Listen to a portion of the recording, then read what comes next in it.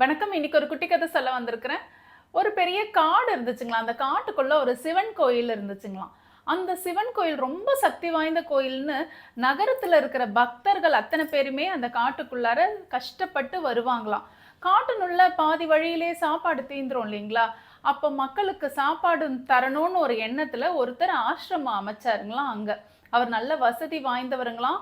ஆனா சிவன் பக்தருக்கே செய்யணும்னு தன்னுடைய சொத்தெல்லாம் வித்துட்டு அந்த பணத்தை எடுத்துட்டு வந்துட்டு இங்க ஆளுங்களை வச்சு சாப்பாடு போடுவாருங்களாம். இந்த சாப்பாடு வந்து இலவச சாப்பாடுங்களாம், பணம் வாங்காம போடுவாருங்களாம். ஒரு நாள் ஒரு வயதான முதியவர் வந்து விறகு வெட்டுறதுக்காக அந்த காட்டினுள் வந்தாருங்களாம். அப்ப ரொம்ப பசிச்சுதுங்களாம். அவர் கேள்விப்பட்டிருக்கிறாராம் இந்த சிவன் கோயில் பத்தியும் இந்த ஆசிரமத்தை பத்தியும். அங்க போய் சாப்பாடு ஏதாவது கேட்கலான்ட்டு கொஞ்சம் தொலைவு நடந்து போனாருங்களாம். அப்போ இந்த ஆசிரமத்தோடைய நிர்வாகி அந்த வயதானவரை வரவேற்றாருங்களாம். வாங்க வாங்கன்னு சொல்லி வரவேற்று நீர் கொடுத்தாருங்களாம் குடிக்க. ஒரு வாழை இலையில சாப்பாடு போட்டாருங்களாம்.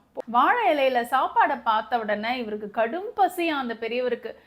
சட்டுன்னு கையை வாழை இலையில வச்சுட்டாருங்களாம். சாப்பிட தொடங்க ஆரம்பிக்கலான்ட்டு.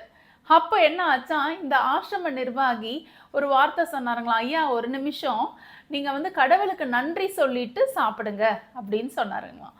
உடனே இந்த பெரியவர் சொன்னாருங்களா, நான் ஏன் கடவுளுக்கு நன்றி சொல்லணும்?